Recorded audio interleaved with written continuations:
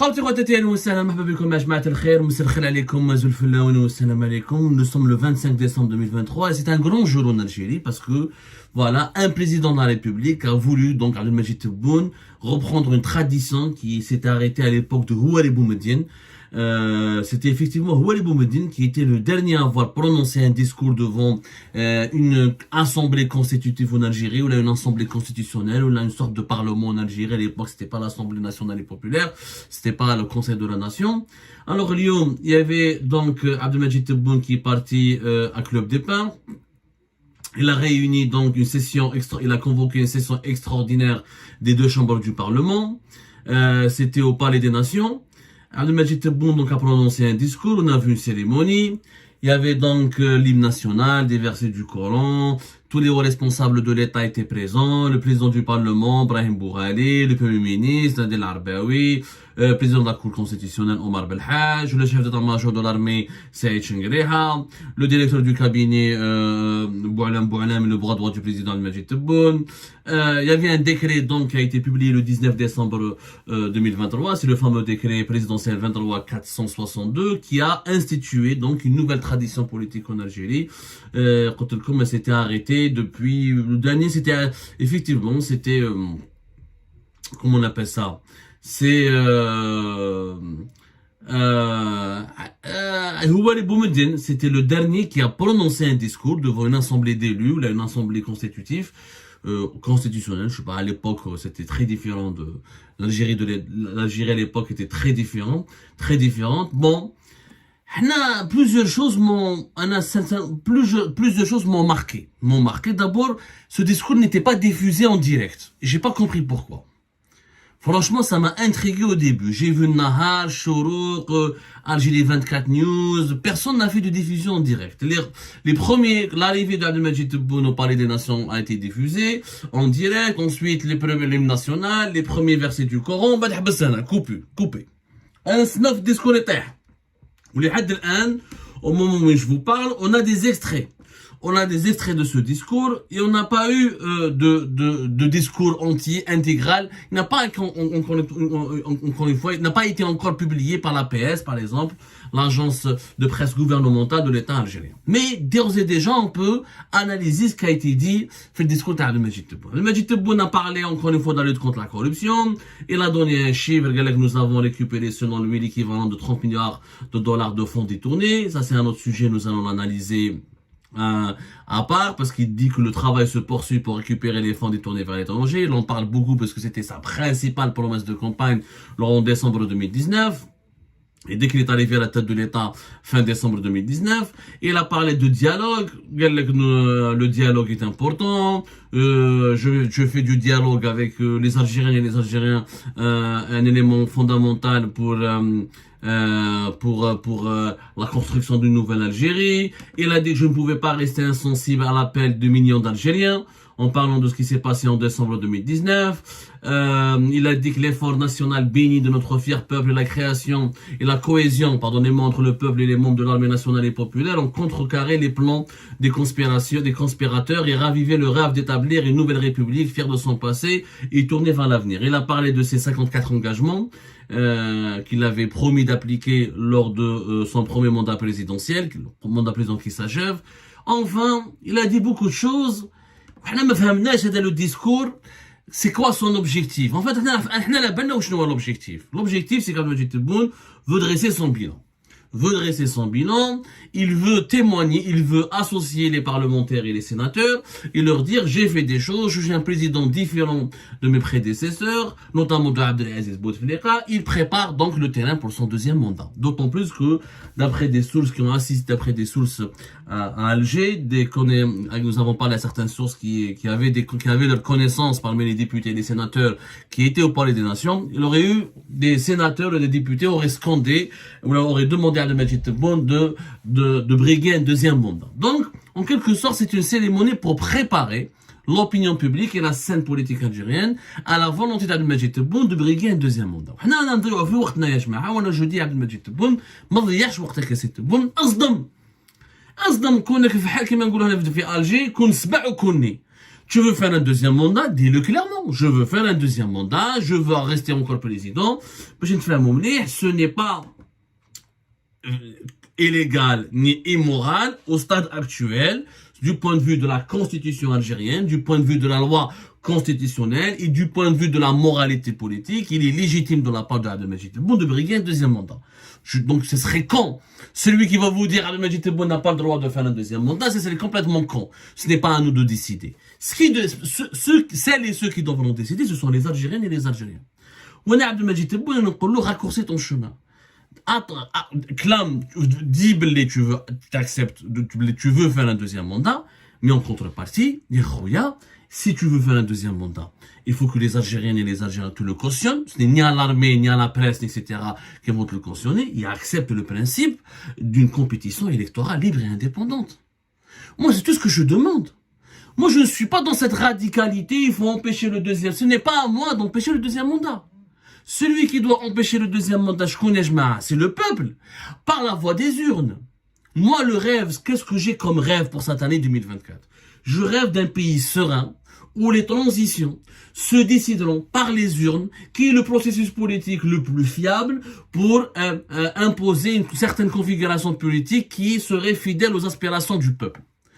هذا اللي يقول لك نو كاين بعض لي زوبوزون يقول لك نو باش تطيح تبون وطيح لو سيستيم الجيريان لازم لك حراك ça a été on a tenté cette expérience وشفنا بلي ça a mené vers un échec. Alors avant d'avoir le discours entier d'Abdelmadjid Tebboune et de l'analyser étape par étape. Quand Abdelmadjid Tebboune parle de ses engagements. Maintenant quand on veut briguer un deuxième mandat, il faut qu'Abdelmadjid Tebboune accepte qu'on examine son bilan. Quand Abdelmadjid Tebboune parle de dialogue avec les Algériennes et les Algériens, ou que nous allons dialoguer, ou que les libertés... Il n'y a pas de liberté publique, Monsieur le Président. Avec tout le respect, il faut qu'Abdelmadjid Tebboune l'accepte. À l'époque Tebboune, 12 journalistes ont fait de la prison. Il y a eu un des journalistes qui ont été condamnés à la mort. Moi, je suis condamné à mort par la justice algérienne durant l'époque Tebboune. Qadi Hassan est encore en prison. Et nous sommes à l'époque sous l'époque Tebboune. Mustafa Ben Jema'a, journaliste, est encore en prison et sous l'époque Tebboune. Donc, je ne comprends pas M. Tebboune. Il veut faire un deuxième mandat, mais il n'accepte pas le débat. Il n'accepte pas la compétition. Il faut être compétiteur. Il faut accepter les règles du jeu. Le retour du Hirak. Moi, je suis un grand critique du Hirak. Alhamdoulilah, mes positions sont là, sont immortalisées, ont été immortalisées depuis l'époque. Mes positions et mes analyses, qui se basaient sur des éléments factuels et objectifs, et je connaissais tellement bien mon pays, je l'ai dit, moi, les mouvements populaires en Algérie ne mèneront nulle part. Les mouvements populaires mèneront juste vers plus de populisme, plus d'anarchie, plus de destruction, plus de ravages. Pour une raison simple, nous n'avons pas une opposition politique, ni une classe politique qui peut récupérer un mouvement de protestation pour le traduire en un projet de société et qui peut aller au sommet de l'État pour changer le système de l'intérieur, parce que faire tomber le système, il faut construire un nouveau système. Pour construire un nouveau système et aller de l'avant. Nous n'avons pas de classe politique. Donc les mouvements populaires ne servent à rien. Ce qui pourrait servir à l'Algérie, c'est quoi? C'est une élection présidentielle libre et indépendante à laquelle participeront des candidats crédibles, des personnalités qui sont porteuses de projets, qui ont des idées, qui ont des véritables solutions pour le pays, et leur élection de façon sereine leur permettrait d'accéder au pouvoir et de changer le système. C'est la meilleure solution. Il n'y en a pas 36 000. Il faut arrêter de rêver, là les votes, là les... Chefna les printemps arabes, chefna les révolutions orange, chefna... Ça ne sert à rien. Il y a toujours de l'ingérence étrangère, il y a toujours la population. Dans une révolte populaire, c'est de la colère, c'est du dégoût, c'est de la haine, c'est de l'exaspération. Or, on ne construit pas un pays sur la base de la colère, de l'exaspération, du dégoût. On construit un pays sur la base de la réflexion, sur la base de valeurs, sur la base d'une nouvelle vision, sur la base d'un projet pour l'avenir, pour les 10 ou les 15 années à venir, sur la base d'une charte de valeurs. Mais si arrête sur la colère, mais ça ne sert à rien. يا جماعة أنا تبون نقولوا روح أصدم دوزيام ماندا. بس خلينا نهضروا. من حقنا حنايا on te contredit. غدوة يخرج لنا كانديدا عجبنا خير منك. Accepte-le. Est-ce que Abdelmadjid Tebboune acceptera les résultats des élections s'il y a un candidat qui va faire mieux que lui? Et qui pourra être candidat pour les élections présidentielles de 2019, de 2024? Si par exemple, je veux être candidat, imaginons une personnalité algérienne qui a des idées, qui dit que j'ai des solutions, je peux apporter des solutions et je veux être candidate. Dans l'environnement politique actuel, personne ne peut être candidat.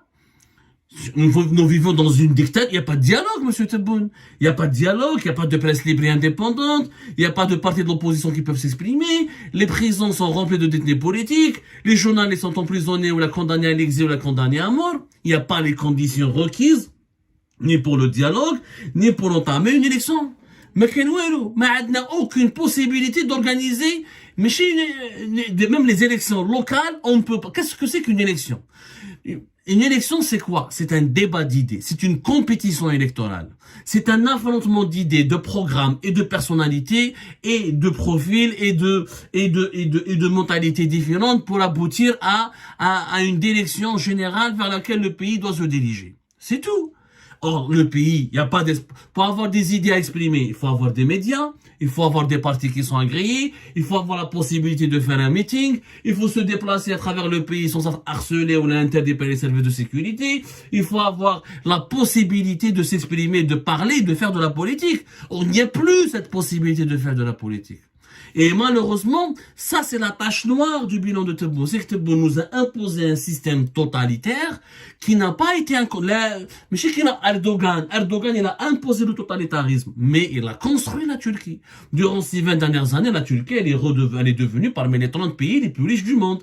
Un pays industrialisé, un pays qui a du soft power, qui a de l'influence sur la scène mondiale. Je suis désolé de le dire. Abdelmajid Tebboune nous a envoyé le totalitarisme, mais nous n'avons pas eu le développement économique. Donc, le bilan, je suis désolé, il est médiocre. Il n'est pas suffisant. Pour qu'un président soit maintenu dans son poste, il est b.a.-ba le principal, les éléments positifs du bilan, d'un bilan acceptable, les éléments constitutif d'un bilan acceptable, même pas positif, un bilan acceptable, parce qu'il y a plusieurs échelons politiques, un bilan excellent, un bilan positif, acceptable. On n'est même pas dans le seuil du bilan acceptable.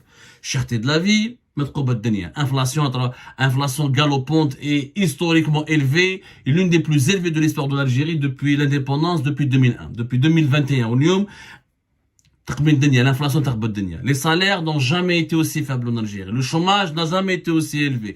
Les projets économiques n'ont jamais été aussi gelés, aussi immobilisés. Aucun dynamisme, aucun méga projet n'a été inauguré. Aucune grande réalisation n'a été réceptionnée. C'est ça la vérité. Maintenant, Abdelmajid Tebboune, il lui reste 6 mois. Il lui reste pas une année, il lui reste 6 mois. Pendant ces 6 mois, il peut rectifier le tir. Sincèrement, parce qu'on a qui chauffe le programme initial. On a dans une autre émission. Les 54 engagements, les 54 propositions de Abdelmajid Tebboune en décembre 2019. Elles étaient intéressantes. Moi, je partageais une grande partie de ces propositions, de ces solutions pour le pays. Moi, j'étais d'accord. Sauf qu'elles n'ont jamais été appliquées. Et on va l'analyser ensemble. Ce que Tebboune avait dans le programme de Tebboune n'a pas été appliqué. Nous n'avons pas eu une presse libre, ni des droits de l'homme, ni une justice indépendante, collège de téléphone, etc., ni une opposition respectée, ni une société plurielle, ni un développement économique. On a des pénuries, on a des augmentations de prix qui ont érodé le pouvoir d'achat, on a une progression de la pauvreté et de la précarité, une paralysie économique, des blocages pour le secteur privé, des blocages pour les artisans, pour le tourisme, des blocages pour les PME, PMI. Nous n'avons pas connu aucune avancée majeure. C'est de la vérité. C'était bon pour le 6 mois. Libère le pays. Instaure un climat politique sain, libère les détenus politiques, libère les journalistes, خلي l'opposition تهدر, donc الناس يتخاف يقول بلي je suis candidat. Qui va oser se présenter en 2024? قاع الناس خايفة. Toutes les personnes قاع خايفة. même pas. Je vais parler politique, وما يجوا يذبحوا لي يديروا لي affaires, يقلعوا لي dossiers, ونعشي روحي في سيدي محمد وبعد في الحراج ولا في القليعة, mandat de dépôt. Personne ne parle. Aujourd'hui, il y a un seul acteur politique sur le terrain, c'est Abdelmajid Tebboune et ses partisans. Plus personne ne parle. Plus personne. Les rares opposants qui Louise Hanoun n'est plus une opposante. En 3-4 ans, elle a fait une seule action politique, c'était en décembre 2023, elle a rencontré Abdelmajid Tebboune. Le RCD n'existe plus, le FFS n'existe plus pratiquement, ils sont étouffés, morcelés, surveillés et le MDS a été dissous. Mais qu'est-ce opposition? La scène politique en Algérie, il y a 2 personnes, Tebboune ou Bengrena. Abdelkader Bengrena. L'autre, il n'existe plus. Mokré, les réseaux sociaux, l'autre, il حابس. Les opposants, l'opposition algérienne, elle est à l'étranger. Nous, les journalistes, youtubeurs, par exemple, on est devenus le porte-voix de l'opposition algérienne, où il a la seule source d'information qui rapporte une autre lecture, une autre analyse, ou là, un autre regard sur la situation du pays, parce qu'en Algérie, tout le monde pense la même chose maintenant. Maintenant, tout le monde pense la même chose, tout le monde dit la même chose, etc. C'est tout. Donc, il faut changer les choses. Il faut vraiment que ça change. Pour que ça change, il faut qu'Abdelmajid Tebboune a besoin d'un bilan. Il y a 2 étapes. Quand un président veut rester, il a besoin d'un bilan. Ensuite, il a besoin d'une unanimité autour de lui. Ensuite, il doit accepter le principe d'une élection libre et indépendante et pour la remporter à la régulière. S'il n'y a pas ces 3 conditions, on va aller vers une crise politique. C'est quoi la crise politique? Il y a un bilan. NES ne vont pas être mobilisés. Il n'y aura pas d'unanimité autour de la personne, autour du président qui veut rester. Donc, il va y avoir au sein du pouvoir des manœuvres de déstabilisation pour parrainer un autre candidat, pour trouver un autre successeur. Une guerre de clans au sein d'un système, ça aboutit, je fait 2019. Il n'y a pas eu d'unanimité sur la succession de Abdelaziz Bouteflika. On a vers le 5e mandat, ça a le hirak, la crise politique de 2019, dont nous payons encore aujourd'hui les frais et les prix. Il y a un prix très cher en plus. Et donc, on n'a jamais pu organiser une élection libre et indépendante parce que aucune personnalité crédible de l'opposition ou la plus ou moins crédible aux yeux de la population n'a pu participer aux élections de décembre 2019. Donc, Abdelmajid Tebboune reste khoya dès le 2e mandat, brigue un 2e mandat, mais dès un bilan. Obtiens l'unanimité autour de ta personne et accepte le principe. Et si tu peux perdre, moi, la question que je veux poser à Tebboune, est-ce qu'il est prêt à perdre? Parce qu'un président, il sait gagner. Mais les grands chefs d'État doivent savoir aussi perdre. Est-ce que demain, si on a une élection libre et indépendante, et si Abdelmajid Tebboune perd l'élection? Donc, si on veut faire comme en Égypte, ou là, كيما السيسي ولا نطوروها نديرو كلش مغلوق ونديرو تبون 89%, ça ne rapportera pas du bien pour l'avenir de l'Algérie. Parce que le peuple va exploser. Un peuple qui n'a pas de développement économique, qui n'a pas de prospérité, qui vit sous le coup de la dictature, la répression, qui ne peut ni respirer, ni s'exprimer, ni se loger dignement, ni se nourrir dignement, ni vivre dignement, qui n'a ni liberté publique et individuelle, ni développement économique, il finira par exploser. Il finira pour les Algériens, les Algériens carrés, parce que chef Oubli Hirak n'a rien rapporté. Ils ne veulent pas faire un nouveau mouvement de contestation comme celui du Hirak. Mais un jour où ça va exploser, ça sera très différent. Et ça risque d'être violent. Et nous sommes entourés de conflits régionaux. On a des problèmes à Mali, à Niger, avec le Maroc, en Tunisie, en Libye. Nous sommes entourés, nous sommes dans une conjoncture internationale hyper dangereuse, où beaucoup de puissances régionales et mondiales font dans l'ingérence et se disputent un certain leadership régional et mondial. Elles sont prêtes pour cela, ces puissances, à sacrifier des peuples et diviser des pays entiers. Donc l'Algérie devrait faire très attention. La seule solution, c'est des élections libres, indépendantes et transparentes. Je n'ai pas de problème. Brigue. Moi, je dis chiche à Tebboune.